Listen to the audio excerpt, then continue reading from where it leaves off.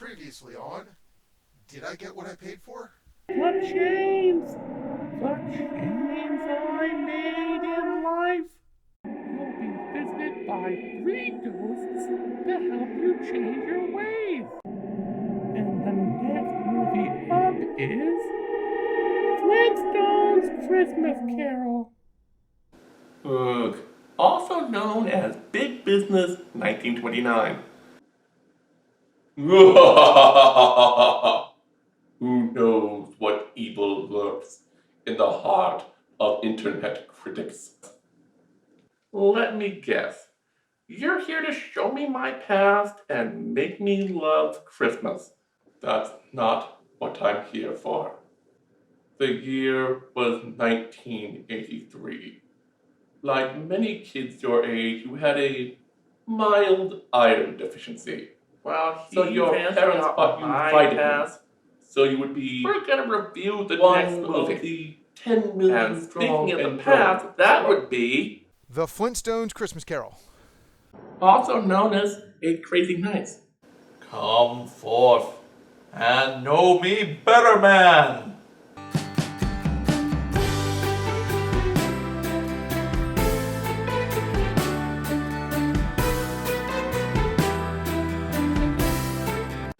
Come forth and know me better, man. You said that already. I was just catching up people who missed the last episode. Let me guess. You're the ghost of Christmas present, and you're here to show me what's going on right now to make me love Christmas. Computer, change to channel 3. The hat concludes our poetry reading. Let's warm up again before caroling. I'm so glad I missed this.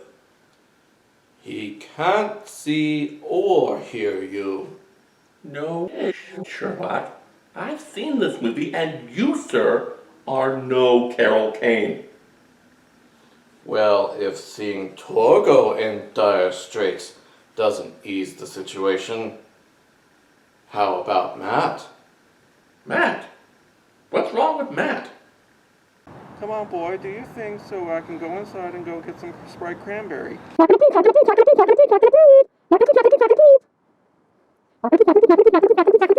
can see that. He was talking about the 2 bottles that I stole last time I was here. He stole them already? You idiot! Those were supposed to be for your Christmas shindig.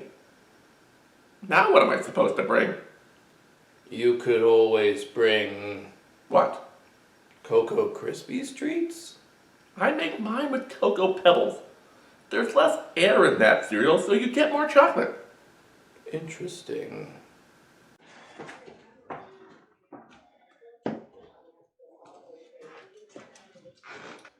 Ah, Tiny Tim. Now you poop? Tell me, Spirit, does Tiny Tim ever get potty trained? If these shadows remain unaltered by the future, all of my species will find him, leaving you presents in the hallway. Whatever. I better get started on my review. Of Flintstone's Christmas Carol? Also known as Yogi's All-Star Comedy Christmas Caper.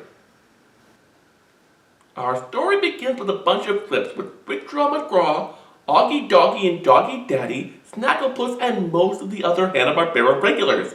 Yogi and Boo Boo at a shopping mall, and everything else you'd need to get a summary of this movie in 2 minutes without having to watch it. And I put up with the next 23 minutes anyway. Then we get Quick Draw and Company on the bus again. They're singing this annoying version of Jingle Bells about their trip to Jellystone Park to see Yogi Bear. Meanwhile, Ranger Smith is happy. The last tourists have left for the season. Yogi is hibernating. He can relax, do a Sudoku, clean up his Netflix watch list. But then one last bus pulls up. And yeah, it's those assholes.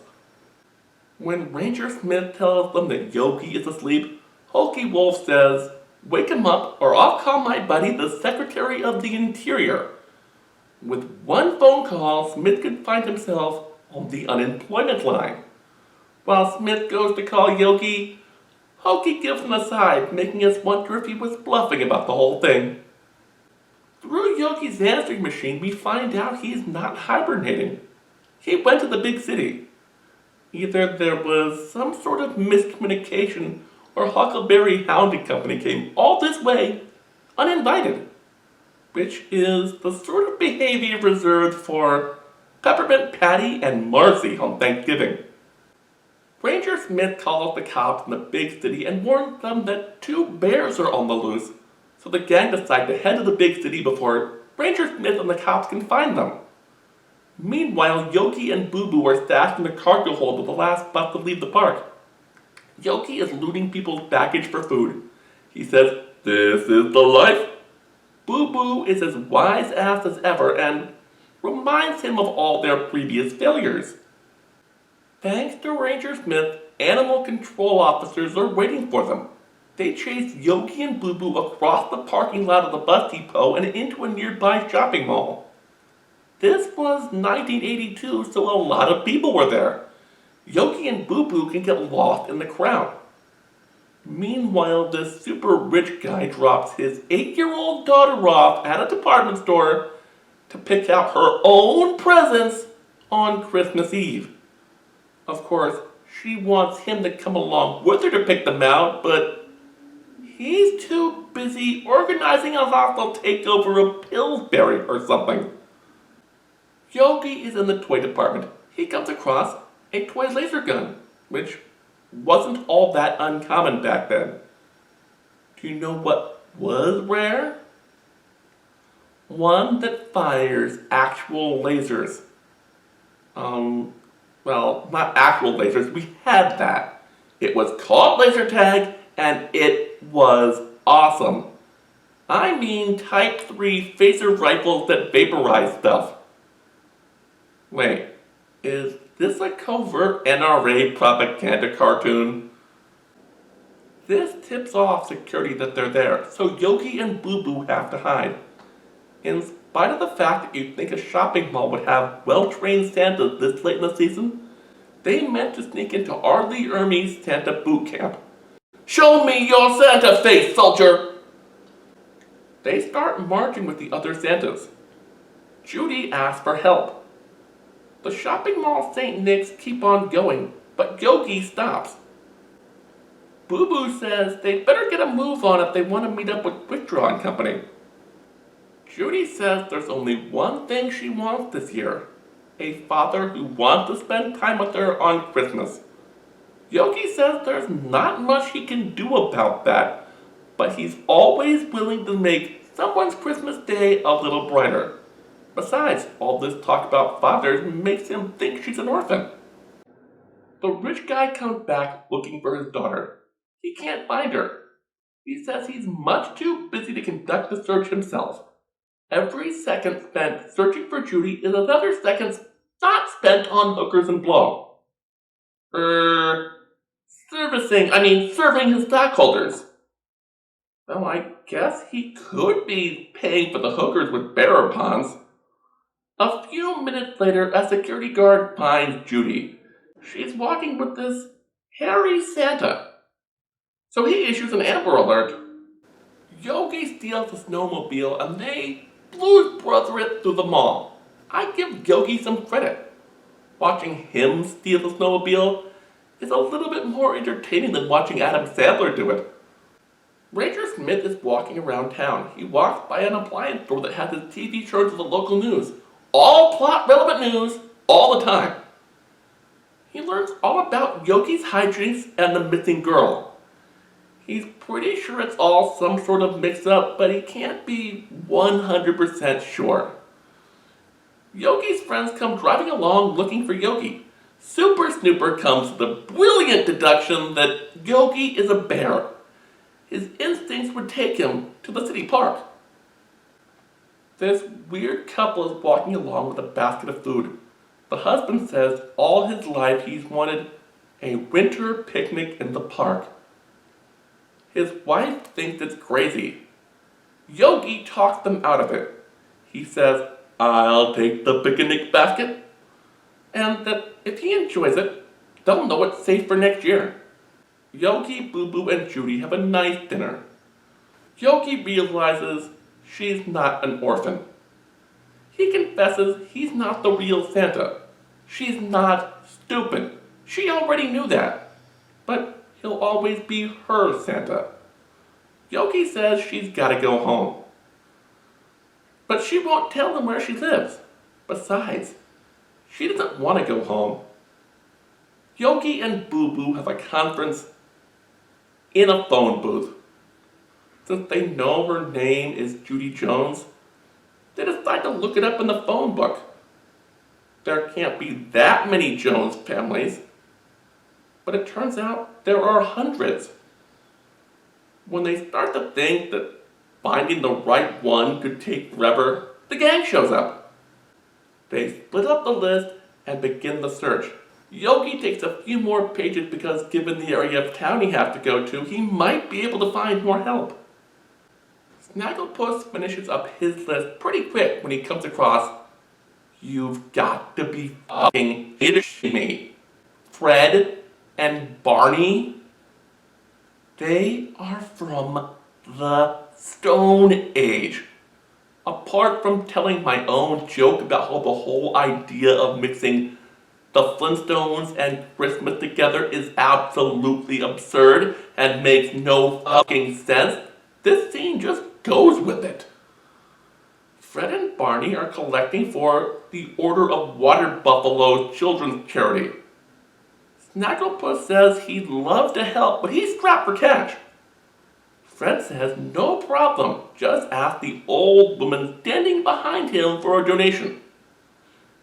She's terrified of the giant, talking pink lion in front of her and cries for help. Fred and Barney come to her rescue and she makes an extra large donation. They reach their goal and go back to Bedrock, and I'm left scratching my head wondering what the fuck am I watching? By chance, one of the Jones addresses that Rickdraw was sent to find was Mr. Jinx's house. He says no one named Jones lives on the entire block. Pixie and Dixie have a present for him. He might hate Mises to pieces, but he won't turn down a present. Too bad it's a dog. Yogi finds Magilla Gorilla, Wally Gator, and Yaki Doodle. They've been looking for the Joneses too. No luck. Yogi is about to give up. Meanwhile, at his house, Mr. Jones is distraught. He'd do anything to get his daughter back. Well, anything but take a day off. Still, he tells his butler to cancel all his meetings and tell people he's not answering any calls. The butler says, "There's a park ranger here to see you. He knows something about the bear." Meanwhile, Super Snooper and Blabbermouth go to the police to gather intel and see what they know. They tell him all the evidence points to Santa, or a bear. I'm surprised they didn't pick the notion of a bear that ate Santa. Snooper realizes they mean Yogi and goes to warn him. Augie Doggy and Doggy Daddy been watching Judy all this time. They tell her all about their joyous plans for tomorrow. She looks kind of jealous. Now she wants to go home. Yogi shows up and says he can't find a single Jones family that knows her. He sees the cops and thinks they might be able to help, but they arrest him. J. Wellington Jones shows up and says Yogi kidnapped his daughter. Yogi says, "No, I tried to be her friend and listen to what she wanted." Then it got dark, and I busted my ass trying to get her home because I'd grown to care about her. Joan says, no, I care about her. I buy her food, clothes, every toy in the world, anything she wants. He just doesn't show her he cares or spend time with her or anything like that. And holy fucking Christ, Yogi is right. Hey, hey, hey, he's dumber than the average bear. He doesn't press charges. Yogi says he's off to his Christmas party now. Joan says nonsense. He's got a big mansion and it's warm. Yogi says roasting hot dogs in the park is more his style. Judy says that would be fun. Ranger says he's pissed. He spent the last 20 minutes straightening things out with the police and the DA. But it's Christmas, so he can't be angry. And in the end, Yogi did a good thing. And that's it. That's the movie. No! Exit stage left, stage right even. My problem is that Hanna-Barbera uses catchphrases instead of characterization. And in order to make this all-star, they used every Hanna-Barbera character that was on CBS at the time, regardless of whether or not it made sense for them to be in the story. Not only that, there were very little stakes, or at least not enough emphasis put on the stakes. So you end up with a story with no conflict, no consequences, and no character growth. All of which are sort of essential to storytelling. The holiday season is almost over and I still haven't watched Flintstone Christmas Carol, so all is well.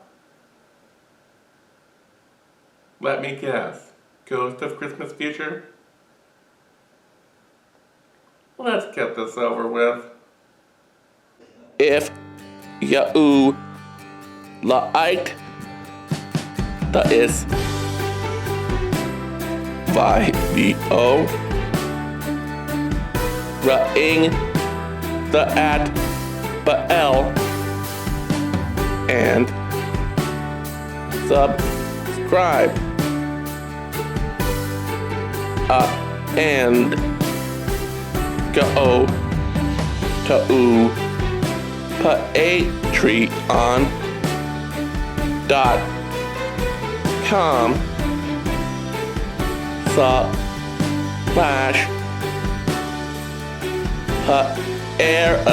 patreon.com/parody error films.